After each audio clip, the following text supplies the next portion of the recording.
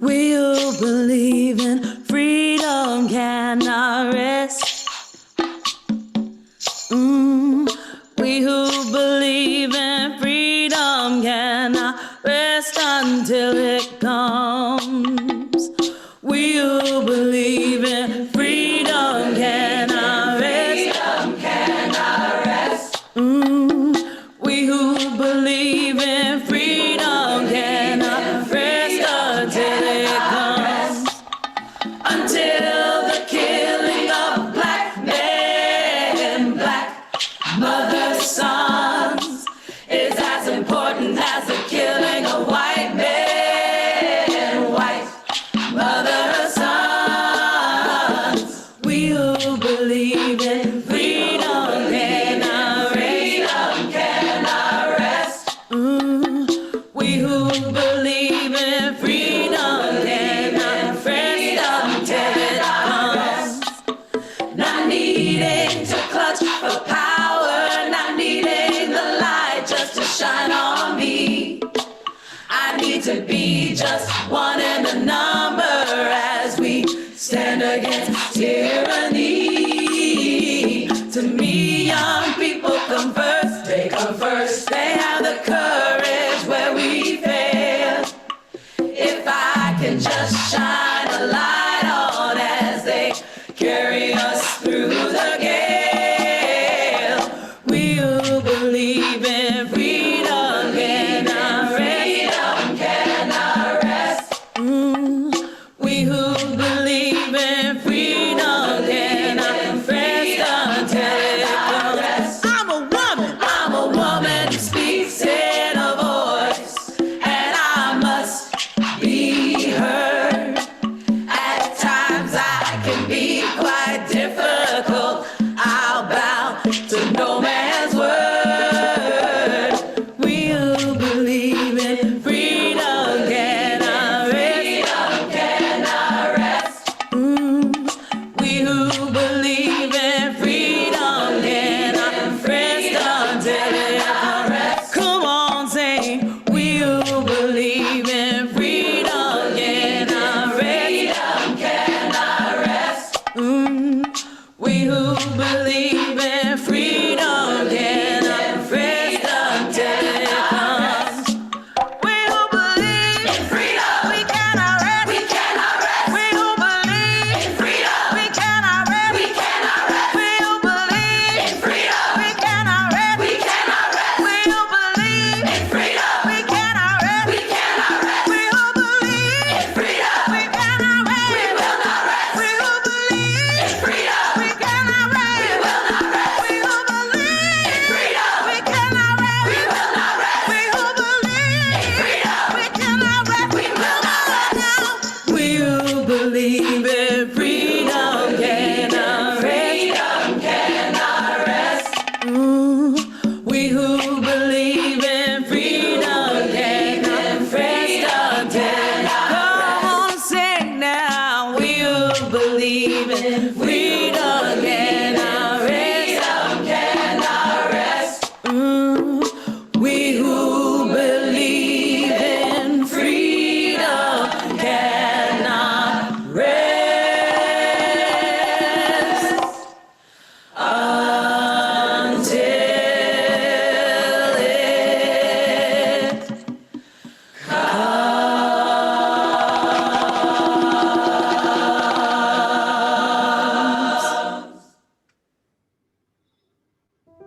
Welcome and greetings. I'm George Friday, and I'm speaking on behalf of WILPF. I welcome you to today's webinar in commemoration of International Human Rights Day, which is next Thursday. The Women's National League for Peace and Freedom, World Beyond War, and Black Alliance for Peace are hosting this webinar on AFRICOM and human rights in Africa. I want to acknowledge our planning committee, Teresa El Amin, who's on is a Women's International League for Peace and Freedom member, brought this idea to our Disarm Committee, and she put together a proposal. Our planning committee included Robin Lloyd with the U.S. International League for Peace and Freedom, and Ellen Thomas from the Disarm Committee too. I'm also on the Disarm Committee. Also on the planning committee was Leah Bolger with World Beyond War, and Greta Zara, along with David Swanson today, who are doing our technical work. Thank you very much. And Margaret Kimberley, who's presenting today, was also part of our planning committee and put together this wonderful webinar today, in which we will hear from 4 women who are African women and know about what's happening in their region and their countries. We will hear from Sylvie Ndongmo about Cameroon. Marie-Claire Faray will speak about the Democratic Republic of Congo.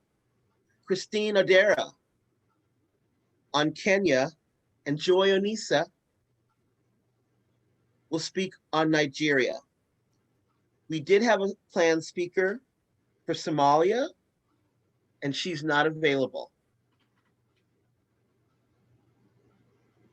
I want to let you know of the process for this today. Oh, one last thing, sorry. Our last speaker will be Margaret Kimberley from Black Alliance for Peace. So we'll hear Cameroon, Democratic Republic of Congo, Kenya, Nigeria, and then Black Alliance for Peace will be our last person speaking. So let me tell you about the process for the webinar. You may notice already, some of you who are webinar lovers, that the chat is disabled, and the chat will be disabled during the first hour while our speakers are presenting to us, so that our focus will be on those speakers. Important words for our attention. And then we will start the Q&A process. The chat will be open, and please type your question in the chat. If you're the kind of person who's likely to forget your comment or question, why don't you just go ahead while it occurs to you and type it in a Word document or write it down so that you can put it in chat when we open up the Q&A after the first hour. I'll start the Q&A off with one question, which will give you some time to add your question to the chat, and then they will be read aloud by one of our planning committee members. So we're going to get started now, first with Cameroon. Hello, everyone. It's a pleasure for me to be part of this conversation. At one point, maybe I will need to just stop the video in case there is an issue with the connection. I am Sylvie Ndongmo. I am the president of the Cameroon section of the Women International League for Peace and Freedom, and I'm also the African region representative. I want to start by saying that Cameroon is a country which is based in Central Africa, and which has a long history of a haven of peace. Cameroon has been considered for so long as a very peaceful country in the whole continent. And that's why peace initiatives were not really fostered or taken very, very seriously. They were taken for granted because of this long history. And in 2008, when I visited Burundi as part of a training of trainers in gender and active nonviolence, I was able to see the effect of war, the impact of war on the women and the girls and children in Burundi. And this gave me the idea to come back to Cameroon and then to start mobilizing women towards a peace agenda. I want to tell you that that was a very rich experience for me, because I was told by some of the authorities that there is no need creating an organization. There's no need creating an organization. Can you hear me? Yes, we can hear you, Sylvie. We don't see your video, though. The video is on. Can you see? No, we don't see it. It's I don't know. Sorry. Very sorry. It's okay. Can you see now? Yes. Yes. Okay. And if people would mute yourselves, that would be helpful. Okay. So I was saying that I visited Burundi in 2008 from my country, which was a haven of peace. And therefore, when I met women in Burundi, I could see the impact of war with the women in Burundi, with the children. So I came back to Cameroon to say, how can I mobilize Cameroon women towards a peace agenda? And that's why I started engaging in peace activities. Then I want to tell you this story to understand the context of Cameroon. We, as women, we decided that we need to do everything so that we don't fall into the situation of Burundi, for example, which was a war-torn country. Then the authorities in Cameroon were very clear that there is a need. They cannot accept that an organization be created in Cameroon for women for peace, because we want to show the international communities that there's no peace in Cameroon. So they got it all wrong to see how challenging is our work. I'm just taking this example to let you know that that's why Cameroon, which is this heaven of peace, which has been heaven of peace for so many years, is now very, very extremely challenged, because since for a few years now, there are increasing security challenges in Cameroon. At first, we were challenged by the war-torn country, including Nigeria, Chad, Central African Republic, with the refugees from Central African Republic, from the Boko Haram attack from the far north, and then also with now we are also having some internal crisis. Since 2016, for those who know Cameroon very well, we have a very deep crisis with the northwest and southwest, the English-speaking part of Cameroon. And the crisis has generated enormous mistrust between the local population and the state. And today, more violence has broke out, and then we have extremely negative effect on the population. Unfortunately, women are paying the highest price.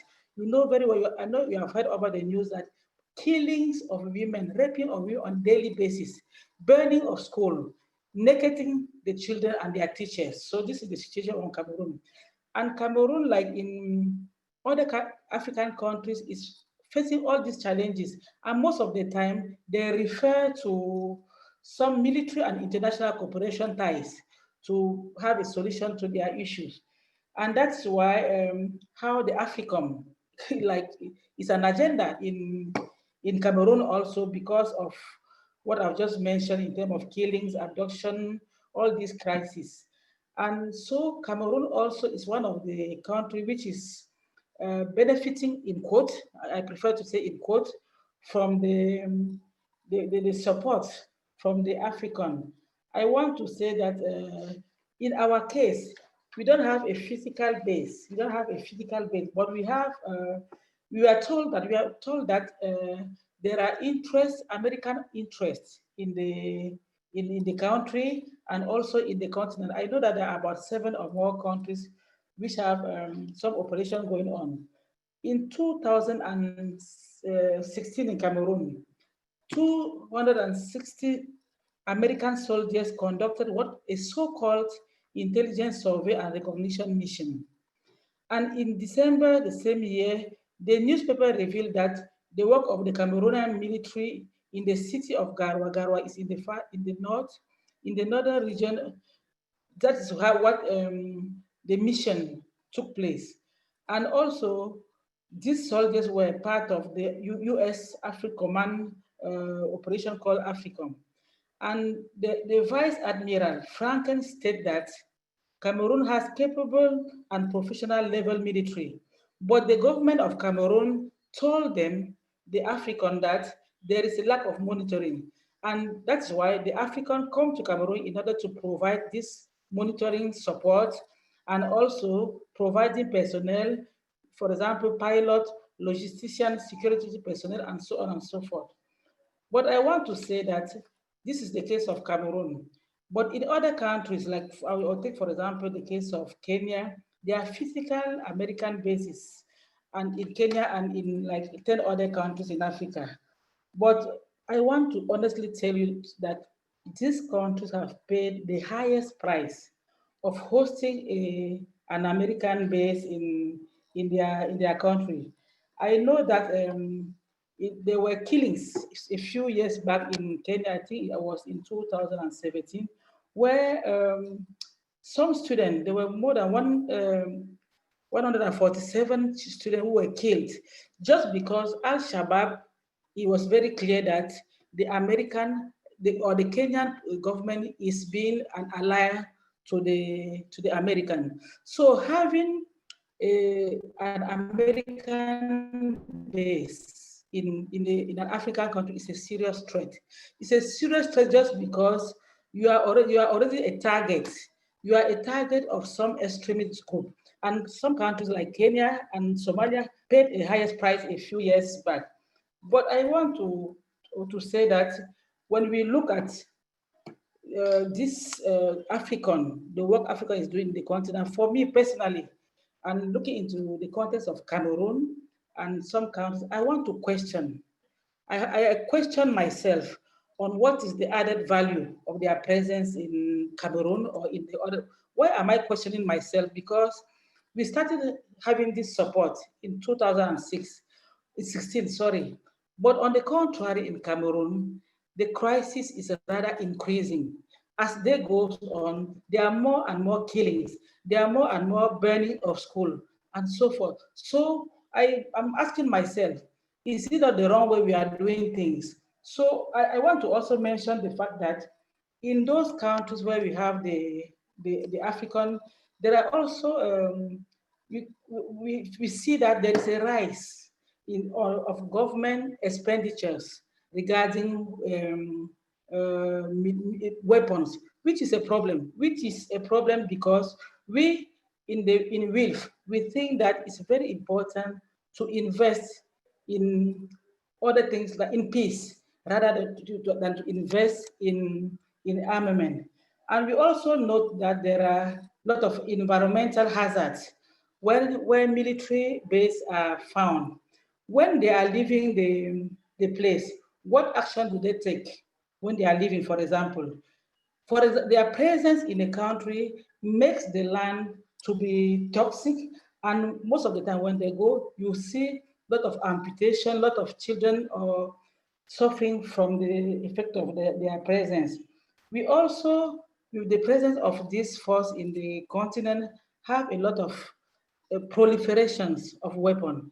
And we had a study in Cameroon which is very clear that the proliferation of weapons in a country has a very negative effect because it increases the rate of gender-based violence and so on and so forth.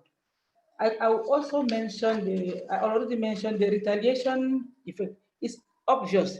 The minute you have this interaction with the African or all these military bases, you are targeted. You are targeted because you are like you are working for the American interest. Therefore, all those extremist group target your country. So I want to think that the COVID-19 period, you are just out from the COVID-19, you are still coming back, I know, but the COVID-19 period for me was a very important sign because at that time, there was no way to portray our power using the arm. So I think that it's a strong message that was given to us. Are this weapon, are this basis the most important thing? Why don't we think of redirecting the money that we are using for the American bases or for all other bases into peace building, into women's rights, into education, into health, and so on. So this is one Thank of the you things. so much, Sylvie. So that is powerful to hear. And the idea of redirecting makes a lot of sense. Thank you so much. You're welcome. Democratic Republic of Congo. Yes. Hello. Hello. Hi, so my name is Marie-Claire. So I am a research scientist born and raised in the Congo, and I'm currently living in the UK. I am a member of WILPF. I've been a member since 2005, and I initiated the WILPF section in the DRC in 2007. So I'm really taking this opportunity as this year is marking the 20th anniversary of the UN Security Council Resolution 1325 on women, peace and security. And as well as we entered the 16 days of activism against violence against women, I'm taking this opportunity to raise the voices of Congolese women, particularly those that have been suffering from the insecurity As we say, Black Lives Matters in the US, and it also matters in Africa, and particularly in the DRC. So I sent some slides. I'm not sure if they're ready and if they can be put on the screen for people to see while I'm speaking.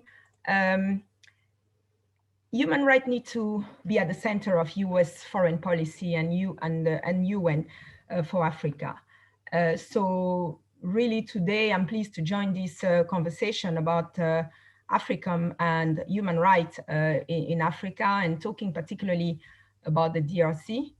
Yes, we have seen over the years, I mean, decade, almost 60 years, even I can say a century of US involvement in Africa. Unfortunately, this has mostly been seen as in the legitimization and support of oppressive regime and dictators. The bankrolling of dictator in Africa and elsewhere is often premised on the notion of stability and prosperity, and particularly of defense. But stability for whom? This look anything but stable, you know, in Africa at the moment, considering the ongoing crisis, humanitarian crisis we have all over the place. So AFRICOM, you know, the base right now, the headquarters is in Germany, as many people know, is still seeking. So AFRICOM is still seeking a country willing to host this headquarters. As you can hear, there might be bases here and there, but the headquarters is still in Stuttgart. So basically, there's a lot of cooperation, as I understood, with the African Union. However, many African countries seems to not yet agree as to host the headquarters. And it's been reported already in the past. I mean, just before the UN mission leave the Congo, maybe Africa might be coming in, you know, officially as a headquarters, but that's really just speculation. As you all know, the DRC has a long history of cooperating with the US. The military cooperation between the US and the DRC begins with our independence, but actually it even begin earlier than that. Well, during our independence with the killing of Patrice Lumumba and then the imposing of Mobutu regime. So we cannot really talk about AFRICOM without talking about the Chikolombwe mine. The Chikolombwe mining. Many are not aware of the link that there is between the Chikolombwe mine and Nagasaki and Hiroshima. It is often stated that who controls the DRC leads the world. And I don't know if we have a map of where the Chikolombwe mine is. As you can see, is in the southwest of Katanga, the village of Mukumbi, near the town of Likasi and Kamina. At that time, if you look at the next map, maybe if you look at the next slide, you can see that Kamina, it's almost in the north there. We used to have a military base in the early years. So when Mobutu was still in power. So the Chikolombwe mine is actually where was constructed the colonial mining trust, the Union Minière du Haut-Katanga. The mine is situated, as I say, in the village of Mukumbi, near the largest town of Likasi. So it's around 120 miles northwest. So in the World War II, the United States used the Colombo uranium resources to supply the Manhattan Project, the secret US program that produced the atomic bombs and drop it in the city of Nagasaki and Hiroshima. I don't know if they can show you the map. Can show you the next slide, please. Yes, so as I just stated, this mine is really, it is well known that the Western power, especially the US, have always wanted to make sure that the whole government, so any government presiding over the mine of Chikolombwe, remain favorable to the US. So nevertheless, now there is China coming into play in Africa, particularly in the Great Lake region of Africa, where, you know, there's a lot of mining in the Congo. So the DRC is almost a UN Security Council colony, almost, because we have the mission there. The mission was already supposed, it's been there for almost, it's 20 years now, and it was supposed to leave already in 2009, and there was speculation about AFRICOM coming in at that point. But I mean, we had the Chinese, because there's mining, you know, and also the fact that, you have a lot of US company who have signed in a license with, taken over some of the mining licenses. For instance, I would say to you that the mining license of Chikolombwe was with Arriva, which is a French company. As you know, France is also part of the UN Security Council. So that license apparently has gone to two companies, one called Imaren, the other one Ostra. So there's a lot of issue with regard to those mines, there's also been some speculation about corruption practice that have been highlighted through the US Foreign Protection Act, and information came through the Freedom of Information Act. We cannot talk about AFRICOM without talking about the geopolitics. And as you can see in the map, if you look at the first map that I sent in the first picture, the DRC is actually one of the first map in the beginning, sorry. When I'm showing the DRC is in the Great Lake region of Africa, and there's a lot of geopolitics. And I've just said that Mobutu, at the time when the DRC became independent, Mobutu was actually almost like the CIA man in the Great Lake region. And at that time, if you look at the configuration of Congo, you can see that there is 9 neighboring countries, and all these 9 neighboring countries during the Berlin Wall, where the Berlin Conference of 1885 were almost like divided. But the Congo specifically was an economic state before it became a Belgian colony. So really, if you look at the map of all the resources that's in the Congo, and as I said, whoever controlled the Chikolombwe mine control the Congo and control the world. If you look at all the neighboring countries, there are failed states around the Congo.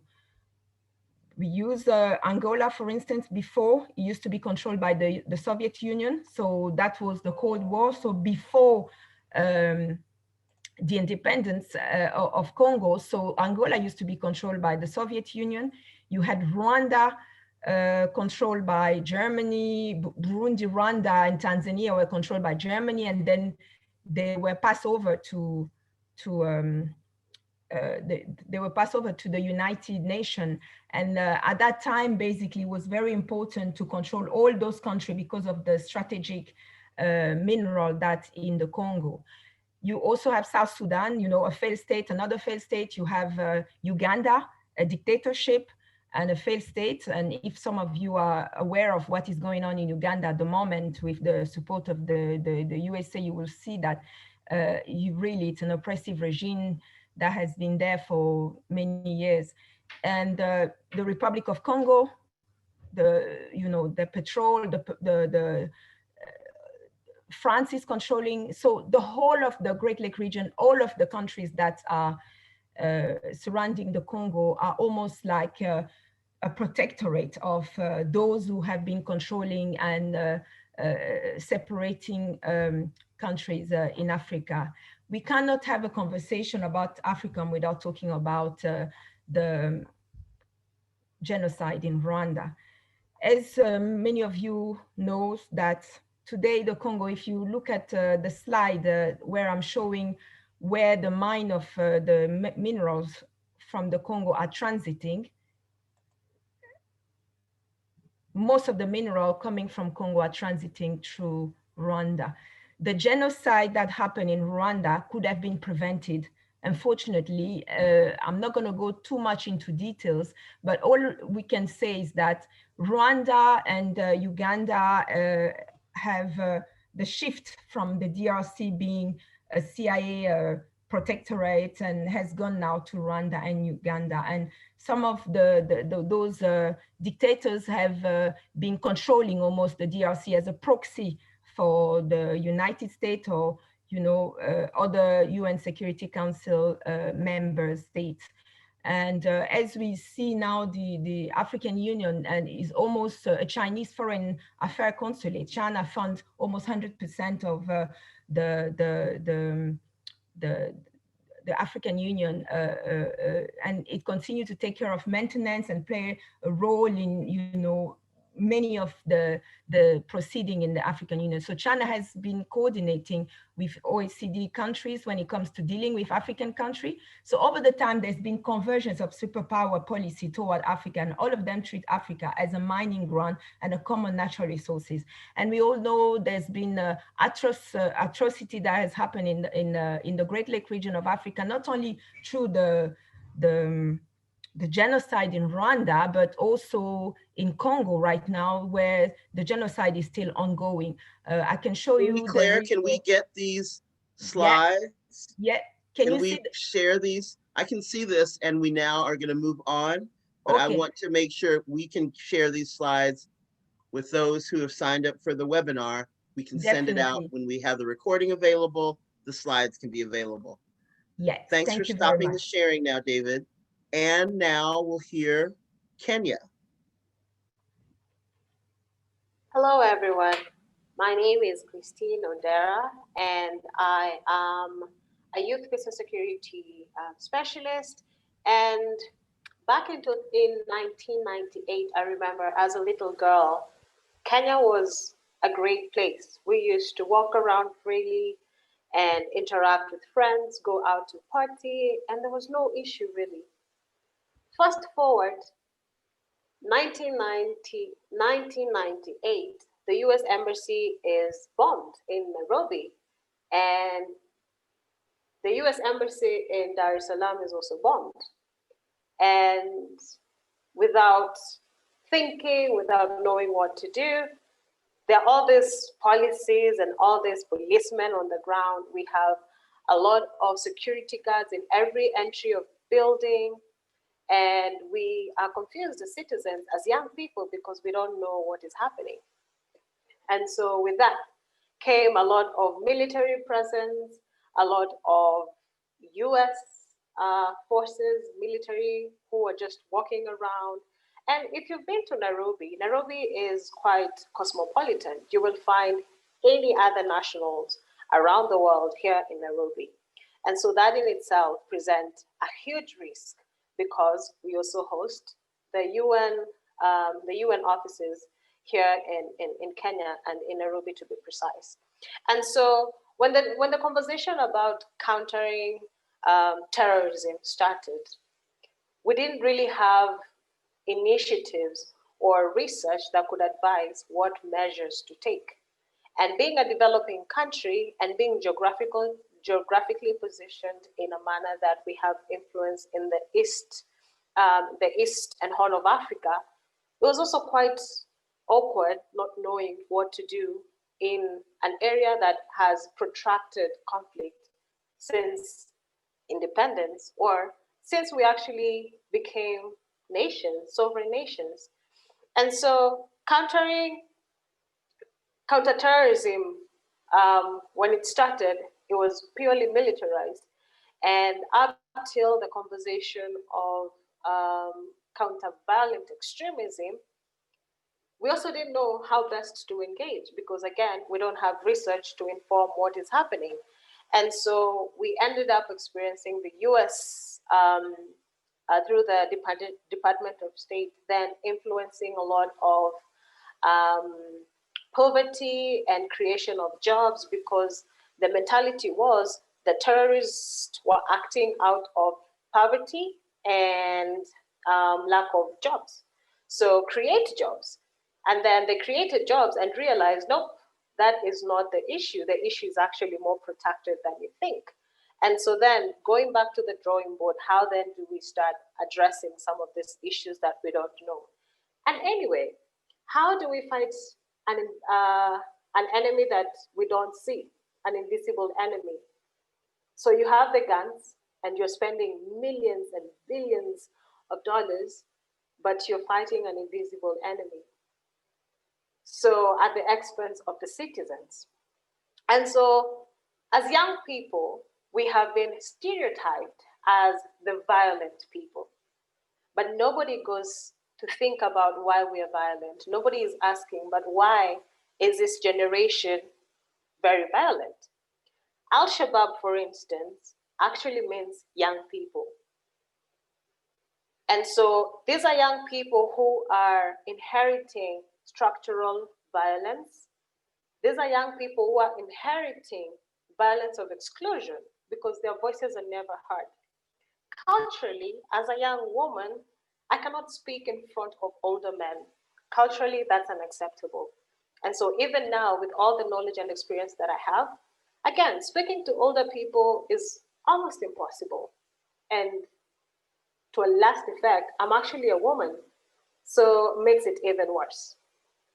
So how do you address a youth bulge that everybody is thinking that this is a threat to leaders that Marie has mentioned that are supposedly not willing to leave office anytime soon and are creating barriers that may not necessarily open doors for us as young people to be listened and to be part of the decision making? And so you end up pumping a lot of money to buy weapons. And hey, don't get me wrong, counterterrorism is not necessarily a bad thing. We need it. But we need to reduce the amount of money that goes into terrorism, because at the end of it all, it is not addressing the root causes that result to violent extremism. And so in countering extremism, we have to find the root causes of issues and understand them well to be able to see how protracted the issue are. And the world has not even decided on a particular name to address the definition of radicalization, for instance.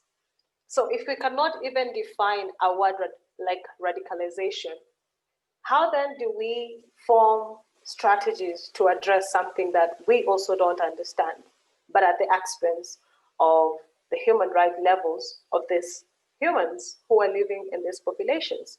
And so as a young person, we have been forming organizations and youth groups to make sure that we address.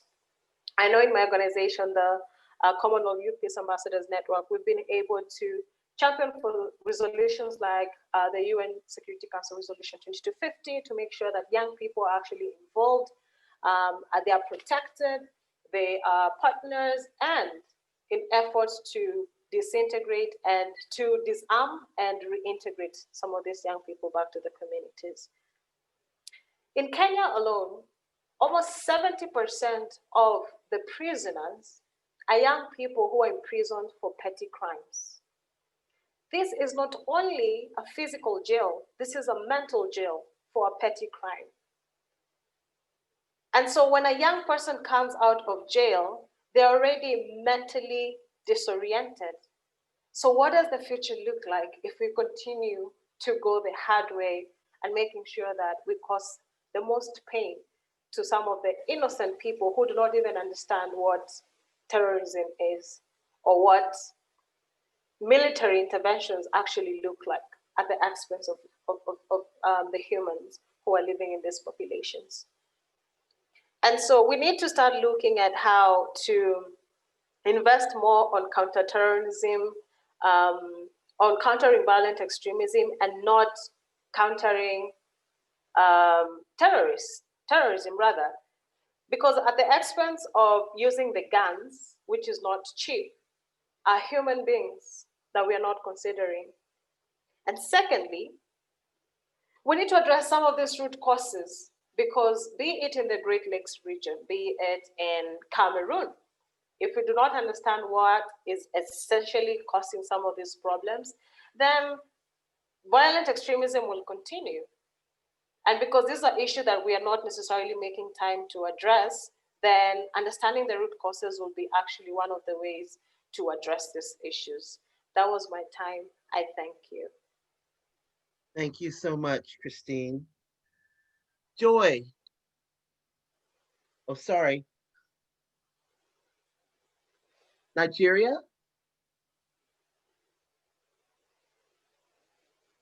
I think I just like saying the word joy.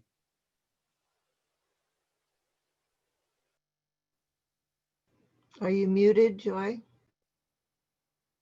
Can you tell, Greta?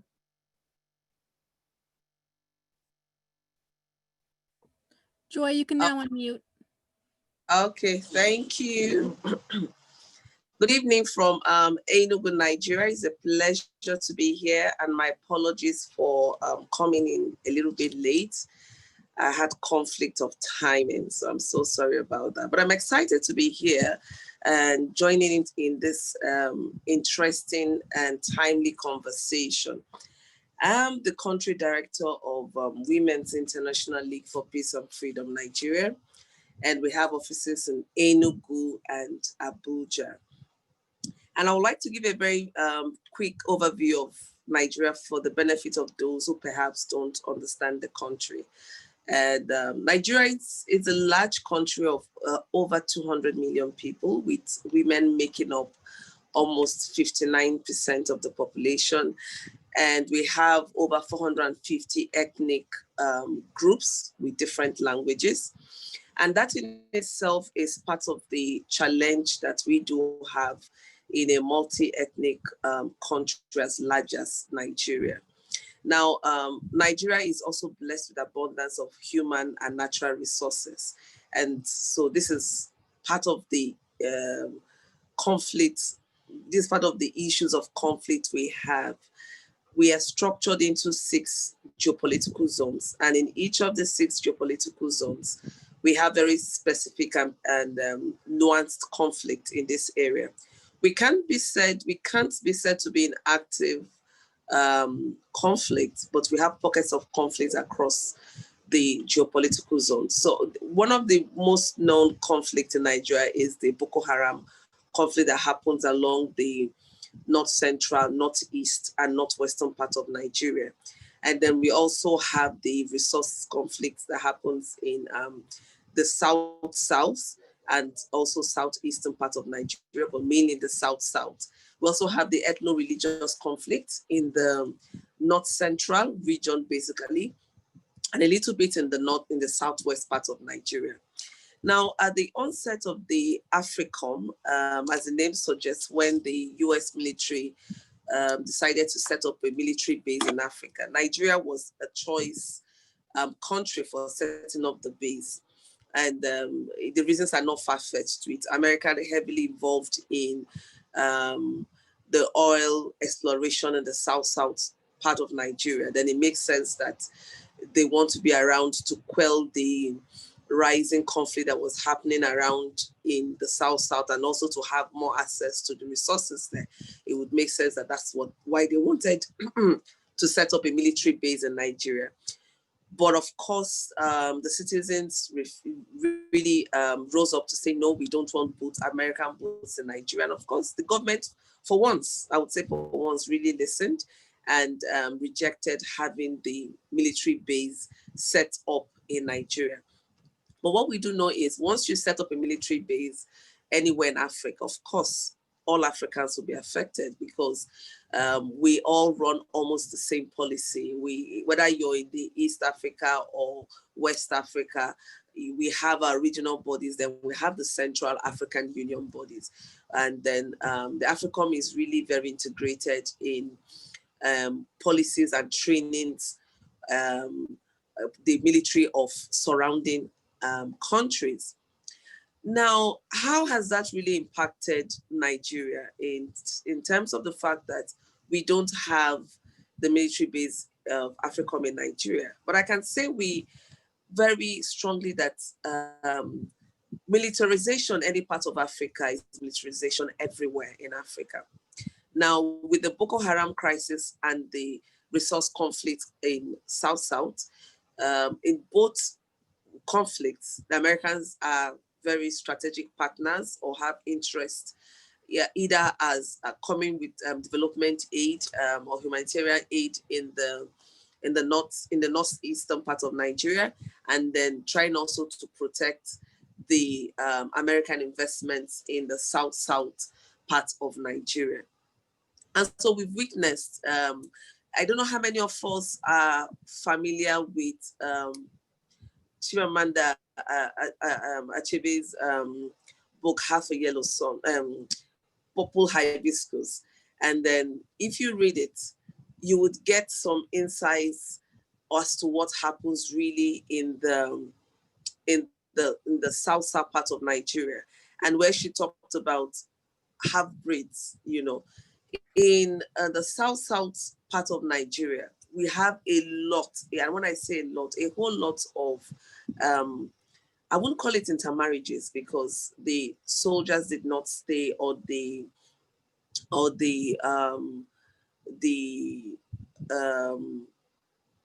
Americans did not really, they're not really based here, but you see a lot of intermingling, which also creates a lot of instability in the indigenous system. So it happens in different ways. Looking at the impact on the cultural life of the society, there's a lot of destabilization of life within the indigenous system, which have ripple effects on the society as a whole. And who are the most vulnerable when this happens? It's the women and the children that suffer a lot from this.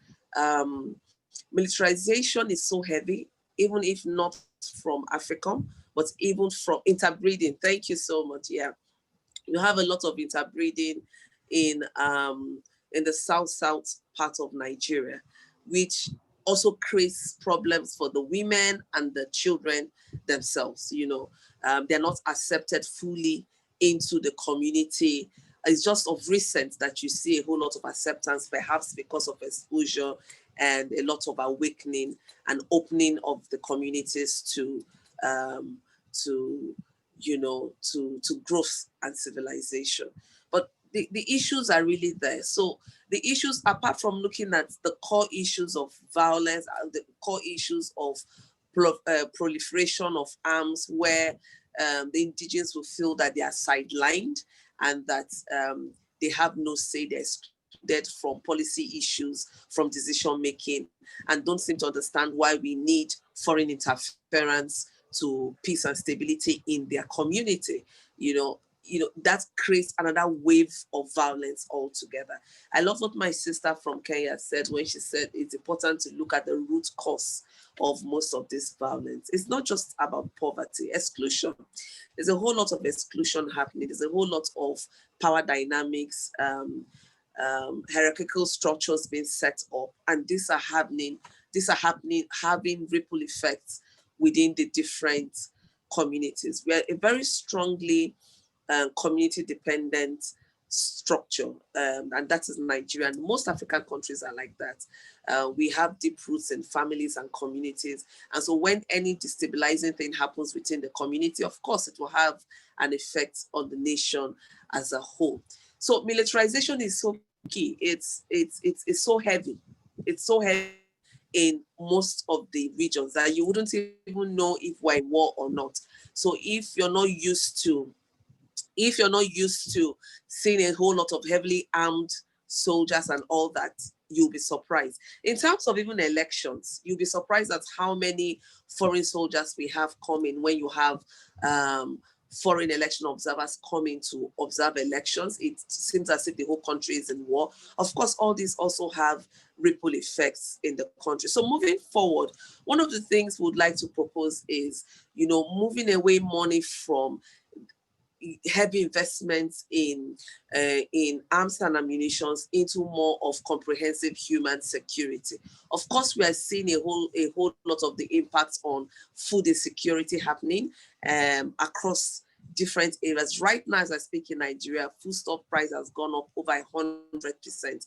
And it's just a continuum of what has happened over years. Then we had the NSAS protest, and of course that spiked it even further. So there's a whole lot of impact, both at the individual, the micro level and the macro level, and they're largely interwoven. And Nigeria, I would want to suggest that we look deeply into having homegrown solutions, which can then, be expanded into maybe a fusion of Western and African indigenous realities, because of course we cannot say let's just take the African solution by itself, because the world is now a global village. Whether we like it or not, we've been impacted a lot by the cross-cultural exchanges. But we need to really be firm in saying a no to proliferation of arms, no to foreign interventions by way of boot soldiers on ground or other military policies exchange programs that causes a lot of disadvantage between communities and instability. And this is why women's voices need to be amplified, because women bear the realities of what is happening on ground, and they need to be involved in the decision making and policy making that happens within the country. But sadly enough, that's not what we're seeing currently in Nigeria and in most African countries. Women's voices are sidelined. We are seen not to have the skill set, but of course, we do know that women have built a lot of experience and trainings over the years. We're really at the center of the issues, and we need to be at the table, and we need to be at the forefront of really pushing back and calling for the dismantling of militarization at all levels, both nationally and for foreign interventions. So really, the push should be for comprehensive human security. We look at quality education, access to quality food, access to good infrastructure, roads. There are no social safety nets at all. And the tensions are so high right now, really, really so high. And it doesn't help when you have veiled threats come in from foreign interventions and all of those. So really, Africa really needs to be given that space to have its own homegrown solution by Africans for Africans that works for our own indigenous system without foreign interventions and heavy militarization by both the national government and foreign governments. Thank you very much. Thank you so much, Joy. Homegrown interventions. Well, Margaret Kimberley with Black Alliance for Peace. Hello, everybody. Greetings, everyone. Excuse me. Thanks so much for joining us today. Of course, I want to thank the other speakers and everyone who helped to organize this webinar. This is a pivotal moment for groups like WILPF, World Beyond War, and Black Alliance for Peace to come together and discuss the impact that US foreign policy has on people throughout the world, but Africa in particular. I would like to remind us all that the world body that is recognized as the forum of world governance, the United Nations, has addressed the issues we're talking about today. On October 31st, 2000, the United Nations Security Council passed Resolution 1325, quote, "The resolution reaffirms the important role of women in the prevention and resolution of conflicts, peace negotiations, peace building, peacekeeping, humanitarian response, and in post-conflict reconstruction, and stresses the importance of their equal participation and full involvement in all efforts for the maintenance and promotion of peace and security," unquote. And so it's important that we all came together today to reaffirm the need for women to be a part of these discussions. In addition, it was also pointed out, next week, December 10th, is World Human Rights Day, which was established in 1948 with the passage of the United Nations Declaration on Human Rights. And I think this is important because the meaning of the term human rights should be clear cut, but unfortunately, it has been used by bad actors, most notably a succession of US presidential administrations who pervert the term for their own ends. When the Obama administration laid waste to Libya in 2011, it did so under the guise of protecting human rights. Lies were spread not only by the administration, but they also used bodies such as the International Criminal Court as a propaganda tool to sway the world opinion in favor of the intervention which destroyed that country, killed thousands of people, and created an ongoing humanitarian crisis. Those of us who work on behalf of human rights truly must come together in events like this to explain the need to defend human rights and to reclaim the idea for the world's people and prevent imperialist nations from turning the word on its head with discredited notions of humanitarian interventions, which only bring death and destruction. Black Alliance for Peace is, of course, committed to defending the rights of sovereign nations in the face of the imperialist onslaught from the United States and its NATO partners. AFRICOM was founded in 2008 in the waning days of the George W. Bush administration as the newest US command established. The United States has given itself the right to divide up the world, making real the concept of full spectrum dominance. There's a NORTHCOM, which encompasses North America, a SOUTHCOM for South America, an EUCOM for Europe, CENTCOM for Egypt and Western Asia, and an Indo-PACOM covering Eastern Asia and the Pacific. There's even a Space Command, Donald Trump's Space Force, which seeks to militarize the space which covers the entire planet. So we see then that the establishment of AFRICOM was an extension of an already inhumane system which deprives nations and peoples of their rights to live without interference or domination. AFRICOM, as I said, began under Bush, but came to full fruition, establishing itself throughout the continent under Barack Obama. Now, an estimated 43 nations have an active US military presence in Africa. This, in fact, was news to most Americans who, for obvious reasons, are not kept abreast of this and other developments until 2017, when 4 American soldiers were killed in Niger. Even some members of Congress expressed surprise at the extent of the US military presence on the African continent. Now, I'm not ordinarily trusting, but I actually believe some of these folks. The machinery of the US military industrial complex grinds on, and sadly, too many elected officials go along. But that's something Black Alliance for Peace is working to end. And they don't question military commands, the amount of military spending, or any aspect of US interventions around the world. And that's where all of us come in, those of us on this webinar and those who are watching. Black Alliance for Peace has made ending the US NATO intervention in Africa a top priority.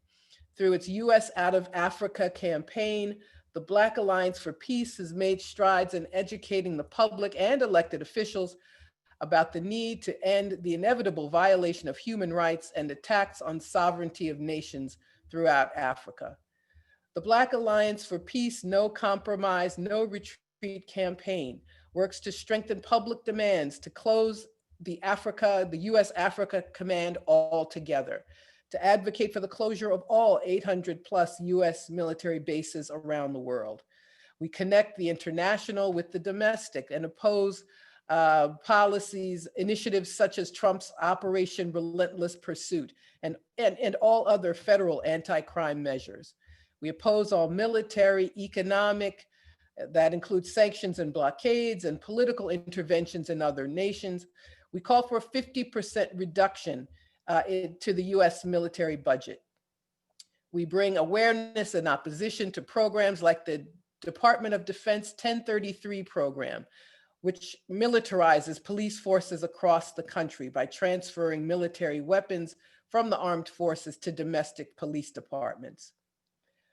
The campaign also demands that the Department of Justice document and investigate lethal force by domestic police and demand the passage of congressional resolutions that commit the United States to uphold international law and the UN Charter, call on the US Congress to pass legislation and resolutions to support the global abolition of nuclear weapons, such as seen with the UN Treaty to Prohibit Nuclear Weapons. BAP's US Out of Africa Shut Down Africa campaign emerges out of the efforts of the coalition against US foreign military bases. We've developed the US Out of Africa Network as the organizing arm of the Shut Down Africa campaign, and we've established contacts with people on the continent who are committed to working for the freedom of their nations. And we are working to make Africa a zone of peace and no longer a place where outside nations and corporate interests use it for their own purposes.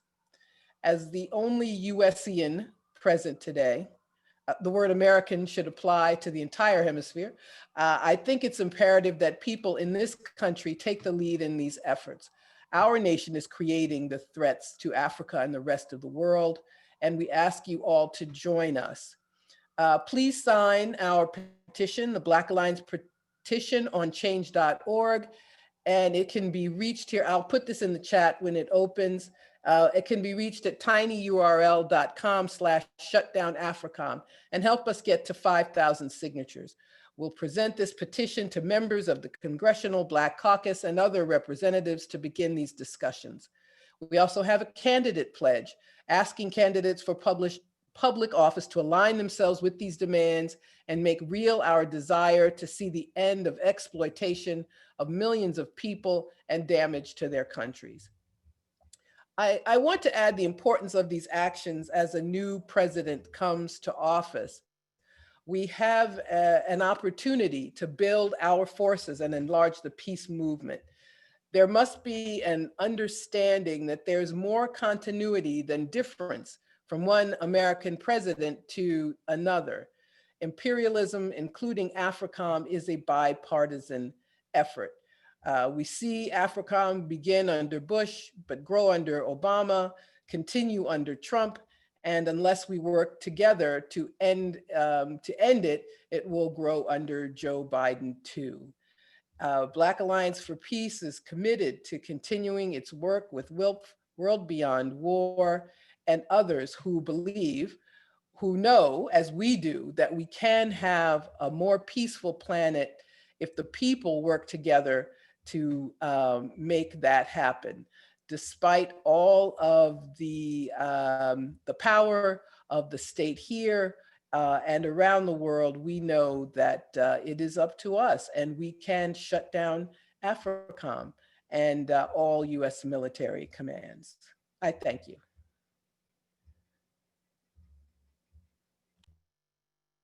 Thanks so much. So now we are going to get our Q&A going.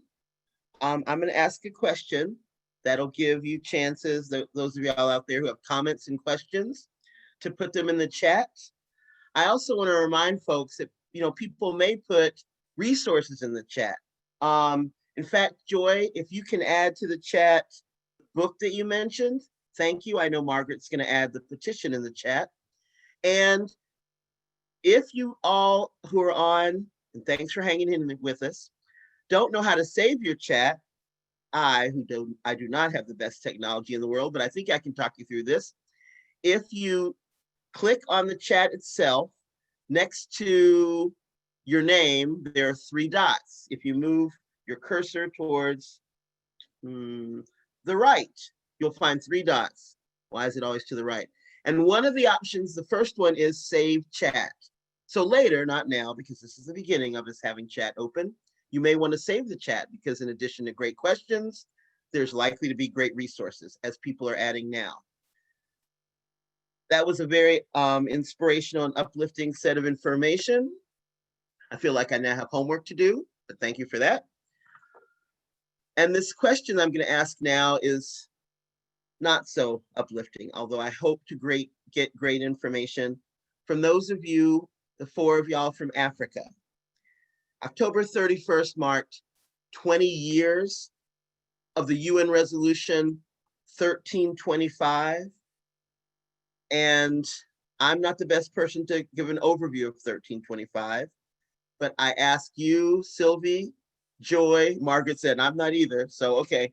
So us, you Essians are not going to do it.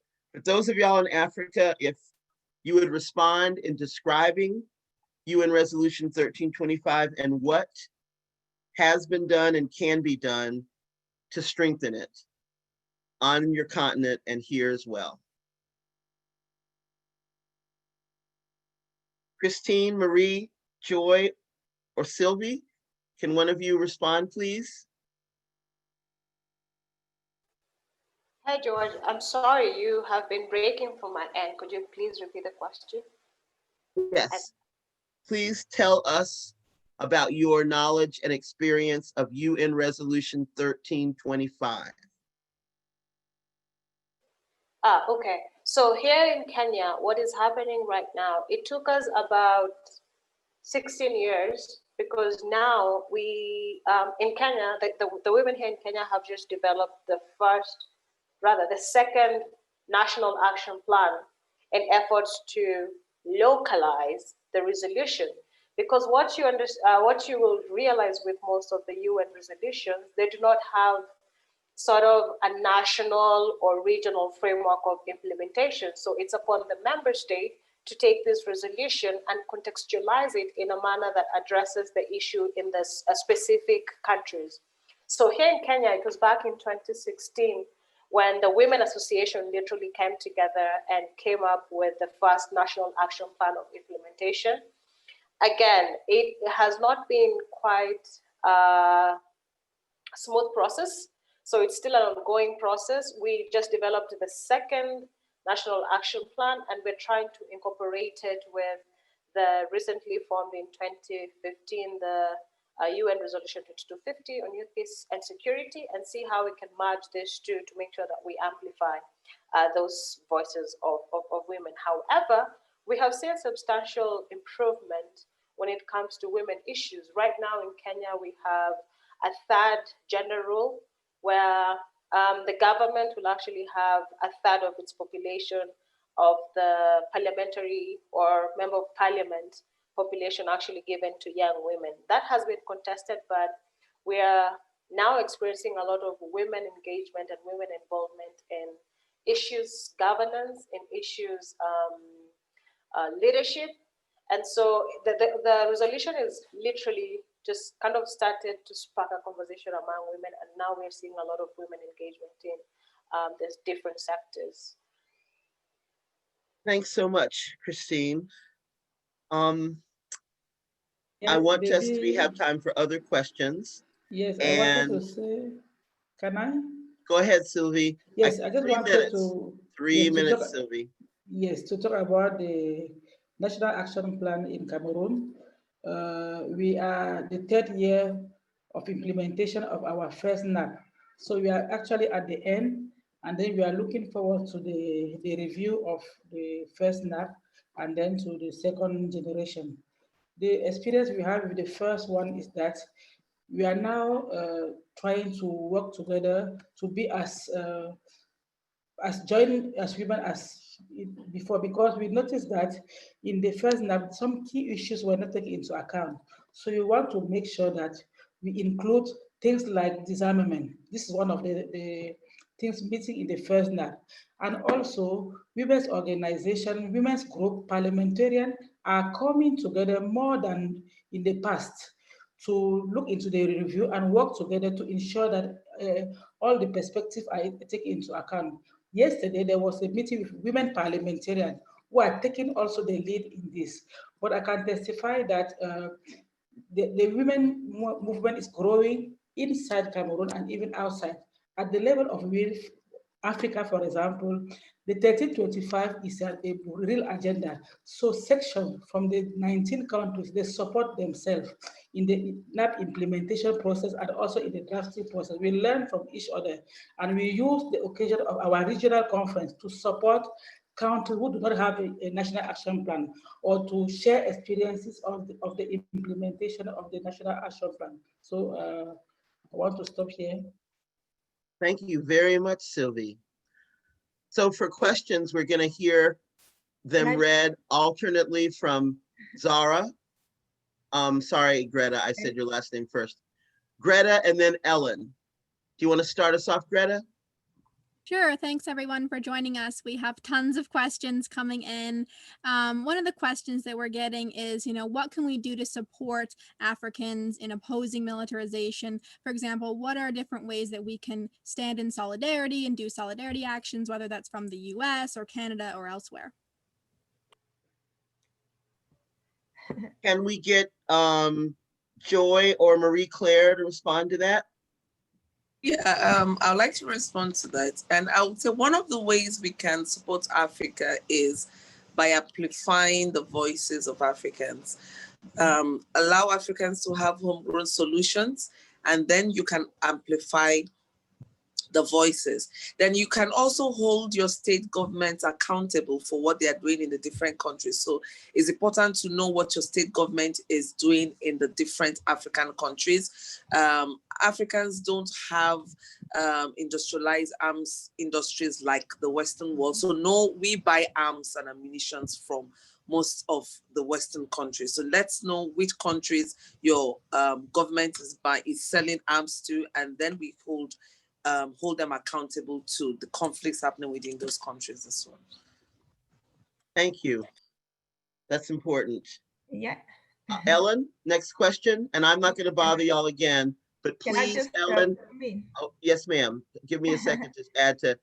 Please, Yeah. Ellen and Greta, when you read the questions, please indicate yeah, who's going to be responding. I know you got it, Marie Claire. Go ahead. All right, yeah. I just wanted to respond to the two questions when you talked about 1325 and also what can be done to support African. With the national, there's a national action plan on 1325, so on women, peace and security in the DRC. And it actually serves as a guiding national policy document. And as you know, the Congo has signed so many legal framework on the protection of women, enabling women participation. However, there is still a problem because in the DRC, the budget, the DRC spent 295 million on military expenses, which is really quite a lot if you look at our small budget. And the DRC has not signed or ratified the Armed Trade Treaty, which regulate the flow of weapons across the international border. And one of the things we've seen now is that the USA, for instance, is threatening to withdraw its signature from the AT&T, so which is really a bad signal for countries like the DRC. So one of the things we want to be able for people to help, as Joyce said, is to help people of Africa and particularly in Congo to raise their voices, particularly those in the Great Lake region where we are seeing failed states, ongoing crisis now in Uganda, in Congo, where we have illegitimate, illegal and illegitimate president oppressing population. So it's really important to raise our voices and also to ask the US government to stop supporting oppressive regime and funding oppressive regime particularly. Thank you. Okay, there, as was said, there are a lot of questions coming in. There are a couple of people who asked about climate change. One of them is the US military is increasingly talking of the climate crisis as a reason for greater US military intervention. Do you see this playing out on the African continent? And the other question is, how can we build alternative nonviolent community-based responses to climate instability? Maybe I can say two things. The first is on the other question about what can be done to support African women on this. One of the areas that I'm thinking of is to support, to work with the women in Africa on the research, to highlight the impact of the military bases on the human rights. It's very important to document this because when we have them documented, we'll be able to have stronger advocacy. It's very important. And also when we have them documented, we can use it as a sensitization tool to build a stronger women's movement, to build a stronger civil society to stand against the base. And also, I think that talking about the environment, for me, I think it's the other way around. I think that having all these military bases in Africa is one of the things which is making the environment to suffer. That's, for me, that's why. So I don't think the military bases are a solution to environmental problem. No, on the contrary, as I indicated in my presentation, what happens when they leave the country? Most of the time, there are a lot of environmental hazards. So I think the best way to have it is, as I indicated and also Jai indicated, to move the money into more developmental, more human security sectors.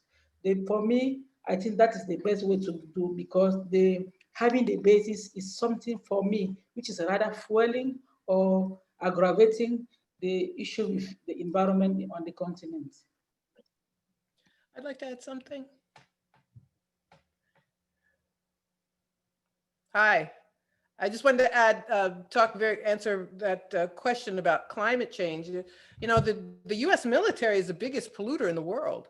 So for them to say, well, they're not honest people, are they, to say they're concerned about climate change causing instability when they cause the instability and cause the climate changes, it would be laughable if it weren't so serious. That's why it's so important to cut the military budget. Not only does it eat up 60% of all our discretionary spending, but it creates all these crises around the world. And we can't allow people to say it's not possible. You know, there was an initiative to cut the military budget by just 10% in the recent Congress, and that failed, just 10%, which is literally nothing. So that is why, in addition to addressing all of the issues today, we have to talk about the hold that the military-industrial complex has on our government, because that inevitably leads to further climate change and other damage. Thanks. Great, we'll move on to the next question. There are a number of questions coming in about the role of China and how China is intervening in Africa as well and building numerous projects and giving out loans, and also questions coming in about Israel and how is Israel intervening in Africa. So if someone could speak to that.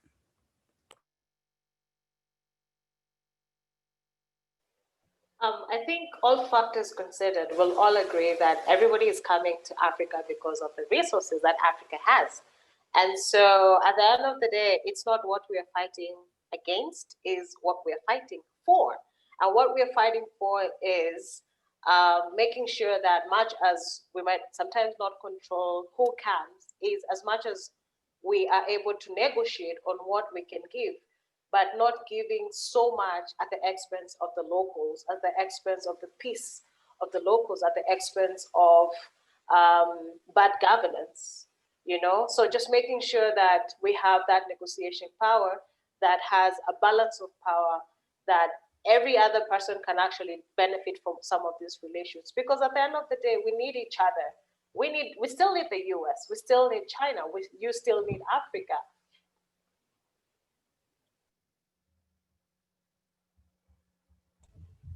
Hello. Yes. Go ahead, Marie-Claire. Oh, yeah. With regard to China and the US, I mean, what I can say is that there is a competition right now between China and the US over the access of resources in Africa. And I'm going to speak about the Great Lake region of Africa, particularly the DRC, where we have seen that there has been a lot of signing of contract with China banks and the Chinese state through its banks, but these contracts are very opaque, meaning that our National Assembly and the population, because the National Assembly represents the population, are not aware of those signing. For instance, we've heard that China signed deals of getting license of 99 years in the north of the Congo. How can this be possible? I mean, this is a complete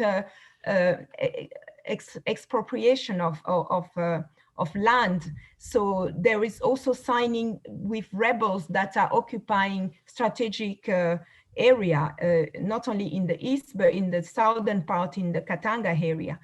And the USA is actually like a competitor in competition with China over the mining site in the Congo. So, for instance, we've seen recently the US has renegotiate a new partnership with the Congolese government, but we are not aware of what is the content of this contract, the defense contract. So that is really what scares us sometimes, because we don't know what our government are signing up for. And as most of you must know today, China is really a big player and in Africa. And it's not that we don't want to sign contract, but people don't want to give up their lands and their rights to foreign company without knowing, what we're negotiating and how long we have to pay this, because some of those loans, either from the American side or the Chinese, if they are not well negotiated, like win-win situation for us. So that means our children and grandchildren still have to pay back and money that our government will own to the Chinese bank or own to the, the IMF or the World Bank. So this is one of our worries, and we would like to ask sometimes for information to be available, particularly through the Freedom Act, the American, how they call it again, the Freedom Act of information. And if you can get access, there's also the Foreign Protection Act, where how your government is regulating a company that break the OECD guidelines, If I just wanted to add, I think you're referring to the Freedom of Information Act, Marie-Claire, where it's not always useful. They don't always give the information they say they're going to. But, China's an economic power, not so much a military power, but that can be beneficial, and it also can be problematic. I think we have to talk about Africa as decolonizing in order to be free from interventions of all kinds, so that any agreements can be reached from a position of equality and not of subservience. But China's infrastructure projects are happening through all over the world, quite literally, and that is the cause of U.S. hostility to China and the war propaganda being directed at people in this country, and I guess all over the world, against China. As for Israel, Israel is part of the US-NATO axis that I referred to. Most recently, the US working with Israel is attempting to force Sudan to recognize Israel in exchange for having sanctions lifted. That's the kind of thing that can be done to these countries when they're not really free, when they're not really independent and free from, I said a zone of peace, but Africa should be a zone of independence and sovereignty so that it cannot be used by these outside forces, and any actions taken by governments are done on behalf of the people there, and not because they are being pressured and buffeted about by a variety of forces and governments that come from outside. If there's no one else, I've got a couple of questions here. They're not the same issue, but maybe one or both of them could be answered quickly. One is drone warfare being introduced into the conflicts in African states? And also another one is what to do about the miners. What are the ways that we can expose and fight mining companies and corporations pushing imperialist interventions, and fossil fuel companies as well is also coming up, if that's not too many questions to ask at once.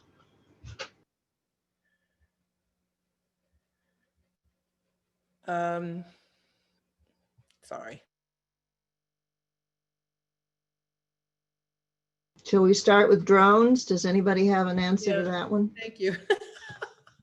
I concentrated on the second part and forgot the first. Yes, drones are a huge problem. There are drone bases in Niger. The US has drone bases. Some of them are secret, so we don't know how many there are. And this form of warfare is favored now by the US. It does not require US military personnel to be on the ground, yet the US can wreak havoc in places like Somalia or Niger or others. Someone just mentioned Djibouti, Camp Lemonnier in Djibouti, absolutely. And Africa is used to strike, to send drones to Yemen and to other countries. But I think when we deal with this overall as an issue of demilitarizing our country and getting back our own sovereignty, by the way, it's not just Africans who are victimized by US military industrial complex. We are in this country, very much so, where we're deprived of our democracy, where our voices are silenced. And this policy of sending drones to kill people is just one of the ways in which we are victimized. And the next question is about the mining and how to deal with that.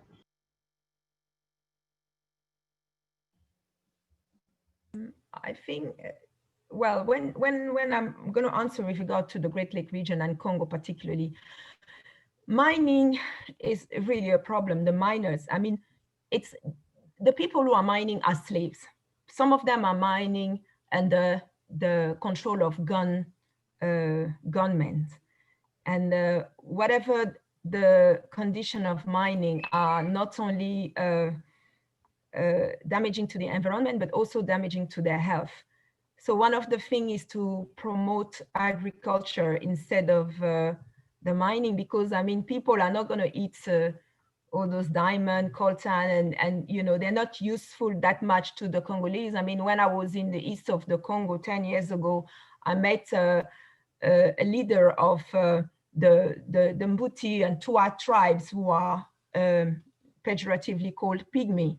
And they told me to tell European, why are you coming for coltan and all these minerals that are underground? You know, there's a purpose of why they were put underground and they are not on the ground. So it's basically people over there are forced to mine. And it looks as if, you know, there's no other commerce, or, you know, the only way to kind of get income is through mining, particularly in the east of the Congo. So you need more projects on agriculture, but with the space, the development of space technology and all these cars, you know, cobalt, electric cars and mobile phone, you know, everybody wants to be part of the new technology. I mean, even the fact that we're talking on Zoom right now, I mean, we are benefiting from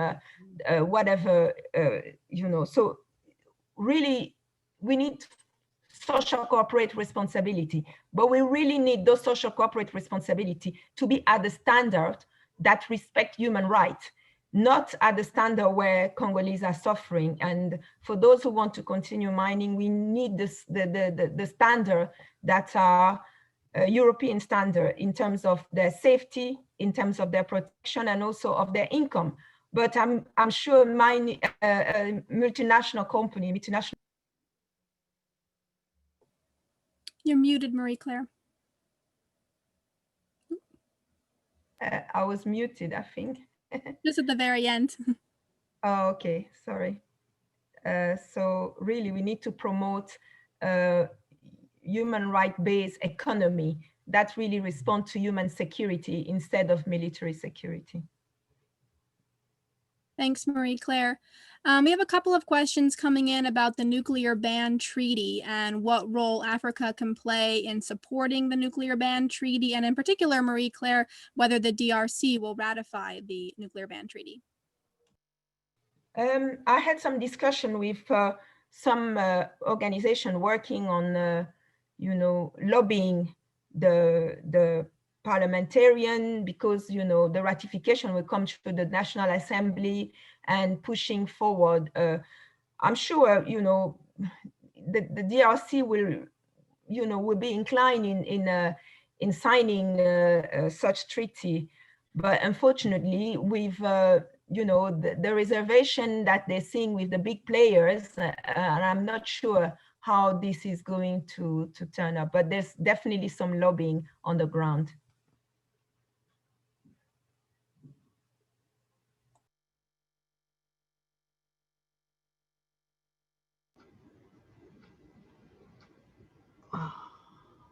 We have a question for Christine. Christine, you mentioned that it's critical to identify the real causes of terrorism in Kenya. Can you tell us what ideas you have about what those root causes are?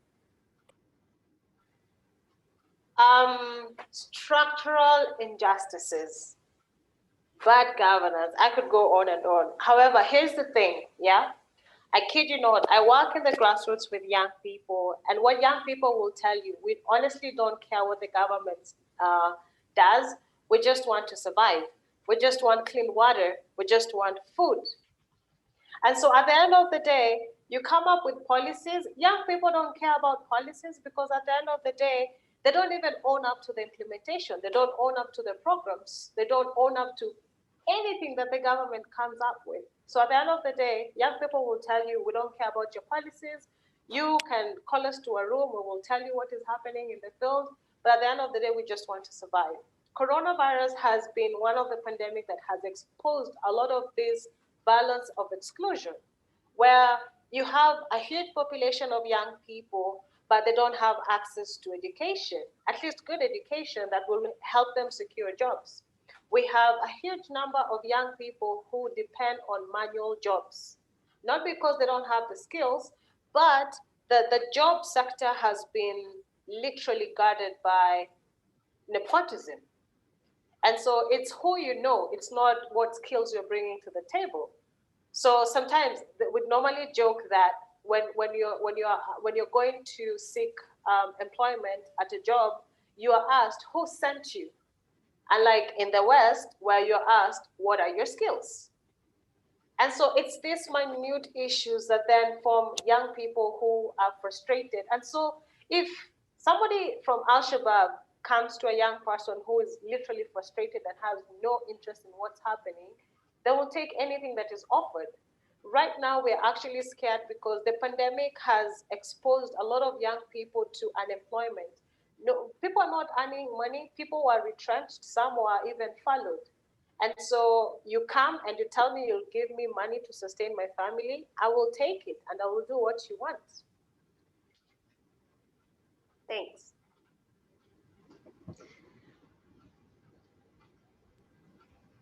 A question for Sylvie in particular. Sylvie, did you manage to train a group of women to promote peace despite opposition, and are you active now? As I was mentioning yesterday, for example, we train parliamentarian women and senators because since the crisis, this group of women have never had the opportunity to get really involved in the peace process. So we went to the assembly a month ago with our memorandum. It was an advocacy document that we wanted to bring on in the parliament. And we met the women, the president of the Women Parliamentarian Group. And she really pleaded that they needed training to really understand 1325 and how they could engage. So yesterday, we seized the opportunity because we thought that by training the women parliamentarians, we're reaching out to more other women on the communities because the parliamentarians are the elected officials. So we had the opportunity yesterday to train 30 women parliamentarians and also senators. And we have adopted a work plan for 2021, how we are going to work together, parliamentarian, civil society organization, and specific ministry to push the agenda. And before that, when we started advocating for 1325, we tried to build a pool of women's organization in Cameroon who are able to push for the agenda. So we are now under a platform of women taking actions at different levels of the countries, taking actions towards the agenda. And one of the major things that we just did was to to update our memorandum that was prepared last year before the national dialogue. So 1 year after, and considering the increasing challenges, security challenges, we thought it wise to bring women together, 114 women's organizations, to rethink what other strategy, what other advocacy strategy we could have. So that is the memorandum that we are now sharing. And after this meeting, we are going to also share for you to amplify our voices, Cameroonian women's voices. Our recommendations are in the memorandum. And like Kenya, it's the same thing. The root causes, if you look at Cameroon from outside, you would think that it's the issue of English and French, Francophone versus, and no, that's not the real issue. When we talk with the women in the communities, we did that during the gender conflict analysis project. You understand that it's more about injustices. It's more about lack of access to basic needs. The health is very expensive in Cameroon. Not everybody has access to education, to good health facilities. And then sometimes you need to be related to some high-level authorities to be able to have access to some of these things. So it's more about all these injustices on unemployment, which are really fueling the crisis. The last thing that I want to mention that we are also doing in Cameroon as women's organization, we are trying to work in the communities to have community mediation, to try to kind of build this culture of peace in the communities. And one of the things is the youth. We invest in the youth. And one of the strategy that we use is to the media, the internet, sorry. We ask the youth, we train the youth to use social media, for example, to promote peace.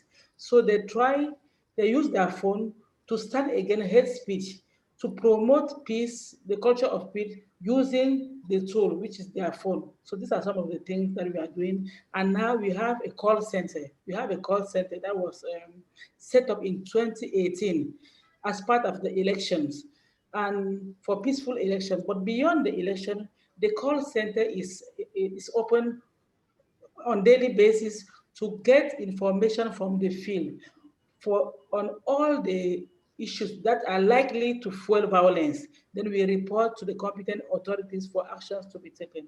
So these are some of the things that we do. Thank you. Ellen, go ahead. Yeah, there are a couple of questions about collaboration.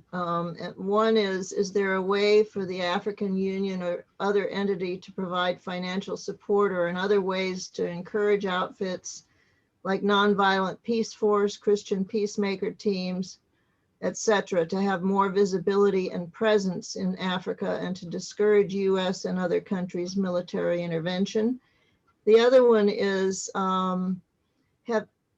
about Sister Cities International. Have any of the panelists had experiences with Sister Cities International and grassroots citizen diplomacy?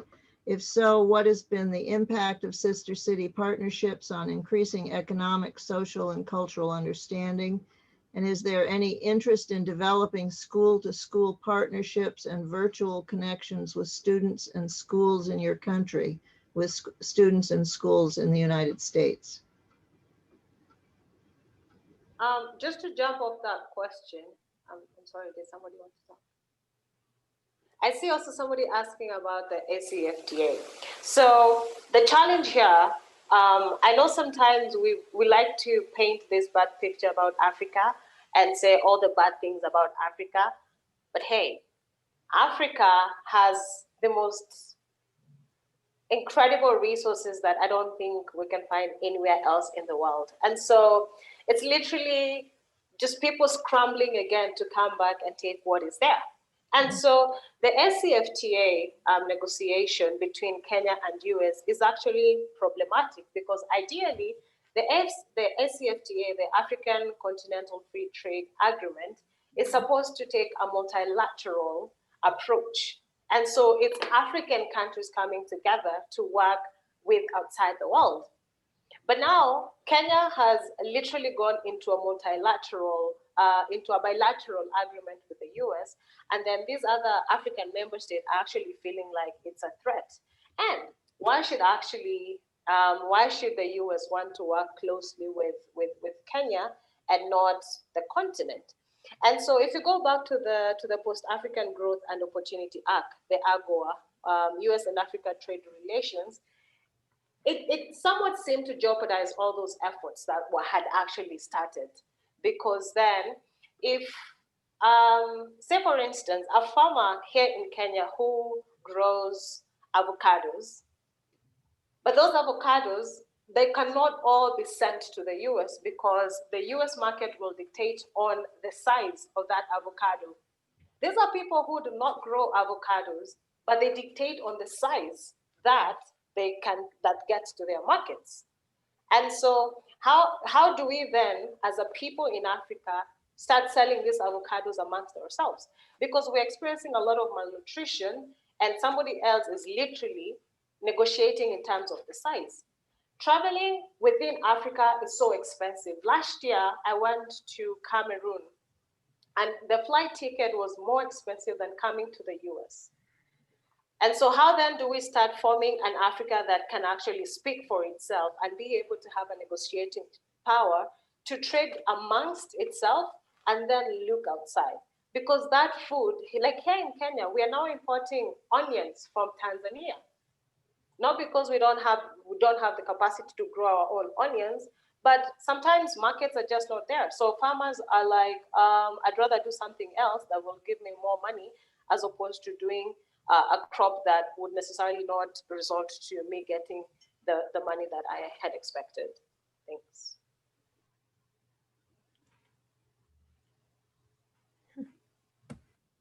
Any other responses to those questions? Yeah. And to others. The chat has been very busy and there are a lot of questions coming in, but I just want to draw the attention because some people have asked me which mine uses slave, what are the company name, if you could, and also to come up with, to respond to this question. I mean, when we talk about slave, you know, as you can know, most of the people who are working in Africa and particularly in Congo are sometimes working on $1 per day, you know? So, I mean, who can accept this amount of payment in other places in Europe or, you know, it seems as if the lives and the income of African is, you know, undermined. So some of the negotiations that have been made by those who are leading places like Congo or Rwanda or Uganda, the leaders are oppressive regime. They oppress their own population. And I mean, the USA know exactly who they are supporting. And I'm just going to give an example, for instance, during the recent election in the Congo, how we saw clearly that the election was rigged. But the US and the UN Security Council still went ahead and supported that oppressive regime, illegal regime. So how do you want us to kind of, as the Congolese are actually almost in jail in their own country?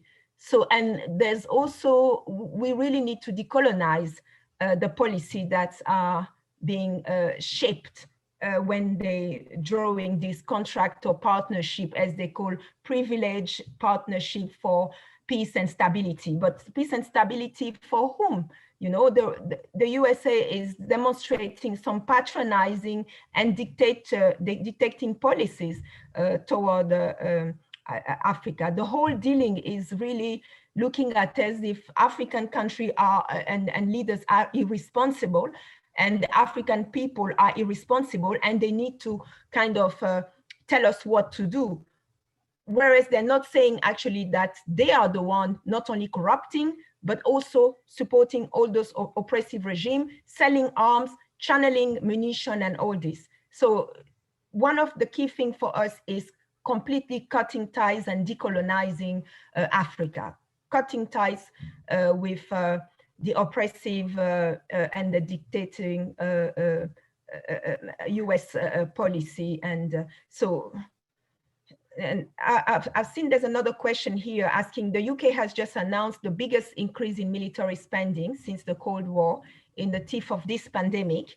And they're asking me, what do I think the reason is? I mean, the economy is collapsing. And when you look at all these countries in the West, and you compare them to China, it seems as if the Western economy has suffered more than the Chinese. And I guess increasing their military spending is just demonstrating that they might be preparing for any type of war or, you know, defense. So, you know, to us is once more again showing that they want to show that there is like a brewing war between the US and Europe and China and the Soviet, the Russian. So, and we are there in the middle with oppressive regime that been supported by all these members of the UN Security Council, and we are in a cage, you know, and we need to come out of that cage.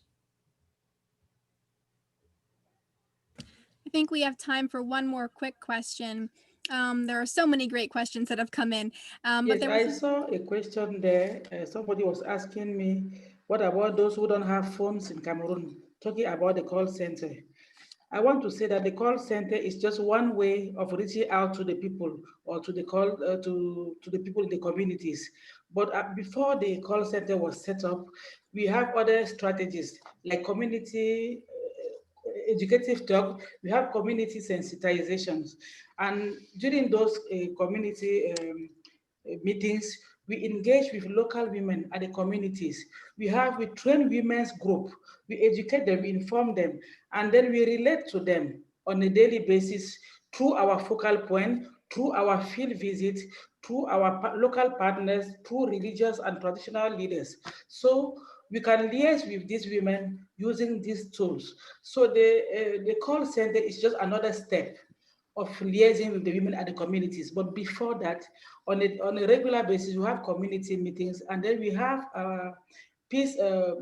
We have women who are already trained and who are our peace ambassadors. So for any actions that need to be taken on the field, we are not obliged to go there because we already have people on the field who are trained to do the work. So if there's no problem, we engage them either through the call center with the phones, and for those who don't have the phone, we relate them through our community leaders who are trained in peace building.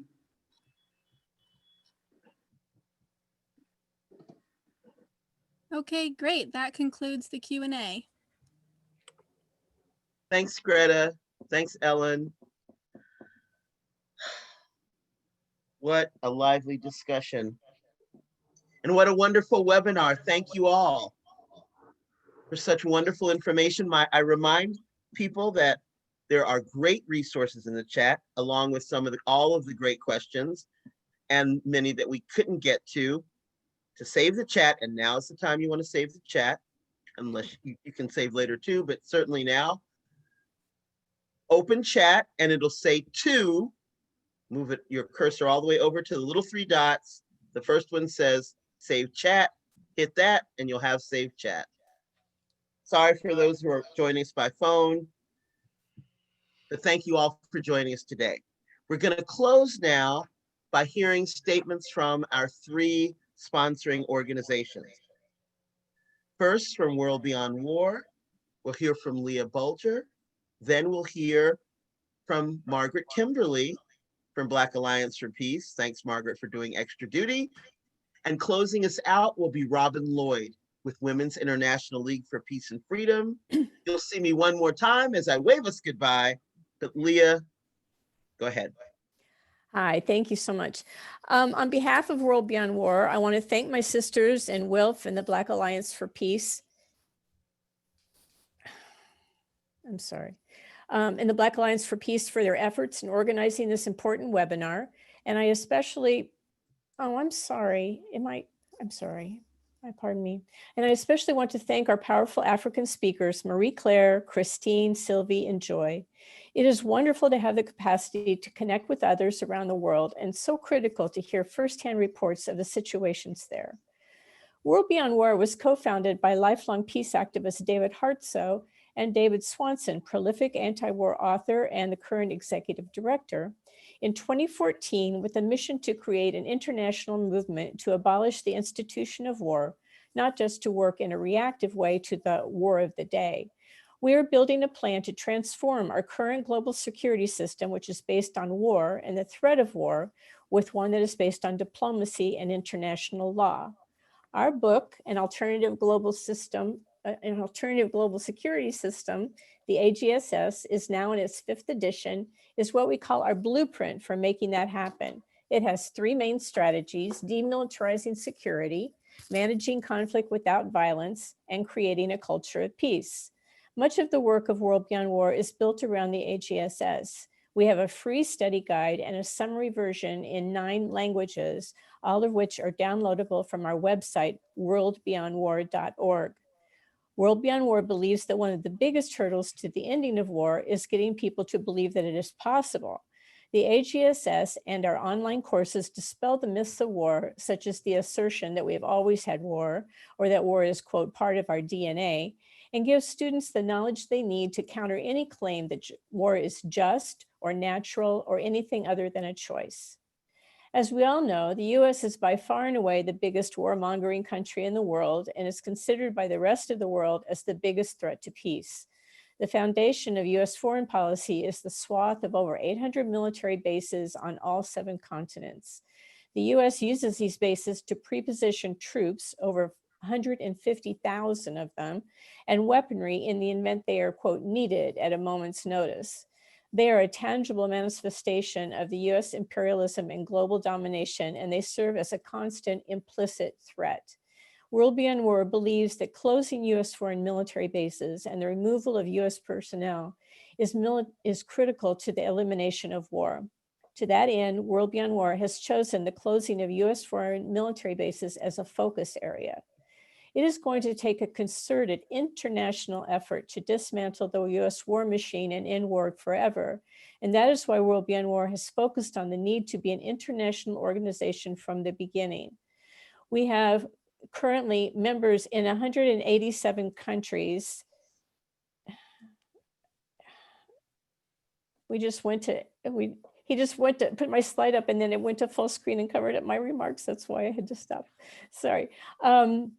We have members in 187 countries. Some of those countries have just a handful of people, but it only takes a couple to begin building and organizing. We're excited that just this month, we have a new African chapter in Cameroon. The way to become a member of World Beyond War is to sign this pledge.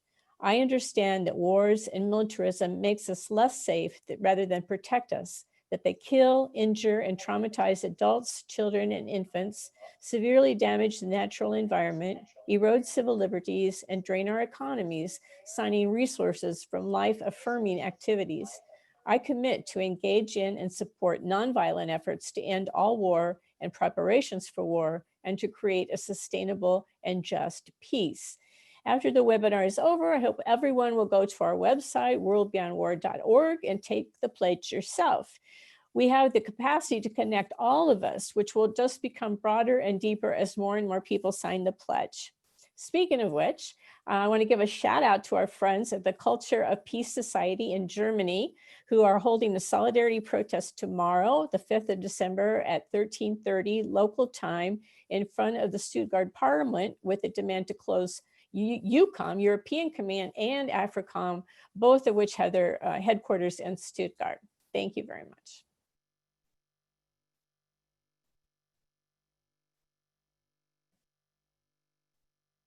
Margaret?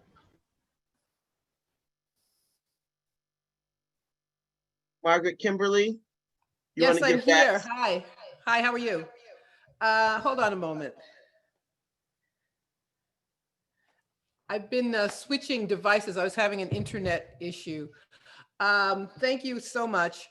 I wanted to just add to what I had already said, that Black Alliance for Peace is a young organization, just 3 years old, but we are committed to reinvigorating the traditional radical politics of the Black community around the world, of the African diaspora.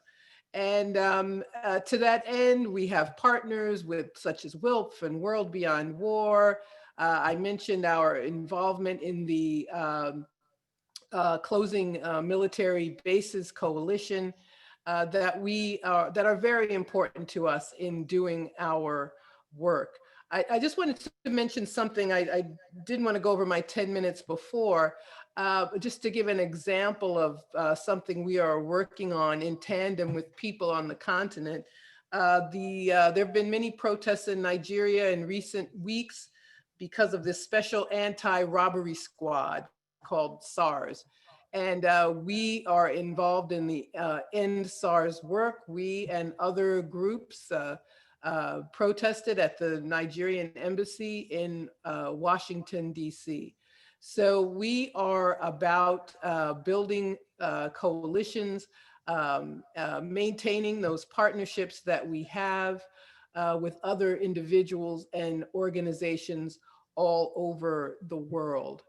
And that's why we were very happy to be involved in this effort. And I'm very grateful for those of you who came on.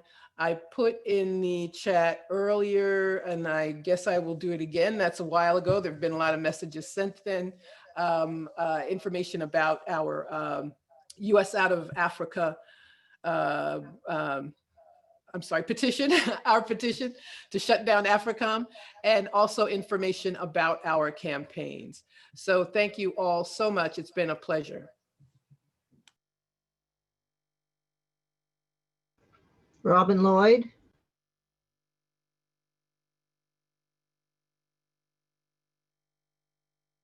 Okay. Let me see now. And so I want to thank everyone for taking part. This was so informative from so many different sections of WILPF and Africa. As you may know, the Women's International League for Peace and Freedom was founded in 1915 during World War I, dedicated to empowering women and ending war. And here we are 105 years later, devoted to the same issues, and today thrilled to be collaborating with two powerful and relentless activist organizations for peace, World Beyond War and Black Alliance for Peace. And I'm so moved that we're connecting today over Zoom with our sisters in some of the WILPF African sections. This is the first time since the WILPF Triennial Congress in Ghana in 2018 that there has been official outreach between WILPF US and some of our 16 sections. The title of that Congress was Building a Feminist Peace Movement. Yes, we want more of that to happen. But let's also hold the heroic history of the struggle of African independence in our minds. I had the privilege to travel to Africa with my father, a journalist, for 3 months back in ancient history, 1957. In Ghana, my father, William Lloyd, interviewed Kwame Nkrumah, member of the Pan-African movement and the first independent leader of an African country. What an amazing time for me and for my father to meet some of these leaders of what was to become the movement for African independence and the non-aligned nations in the United Nations. It's a rich history of struggle. Dad started a newsletter which continues today, towardfreedom.com. Please visit the website. So what's also beautiful in this moment is that two women of African descent, Teresa El Amin and George Friday, who you met in this webinar, have joined the Disarm Committee of WILPF US and have been a major factor in developing and building interest in this webinar. I hope they will help us build ties not only with the Black Lives Movement, the Black Lives Matter movement here in the US, but also with Black Alliance for Peace and our sisters in Africa. We live here, as they say, in the belly of the beast. US weapons, as we've been hearing, and imperialist and patriarchal policies cause poverty and dissension around the world. It's vital that we remain connected with you, our African sections, to build the fortitude of both of us for the struggle ahead. And for US folks on this call, please contact us at wilfus.org to become a member and join the movement. We're facing a new administration here in the US, as we all know. Let's make sure our voices are heard there. We thank you so much for your participation. Thank you all. We appreciate your time and your energy and all your work for peace. Have a great International Human Rights Day. The theme of International Human Rights Day this year is building better. We certainly will build better with the voices of women at the center and raising up those homegrown solutions. Thank you all. Goodbye.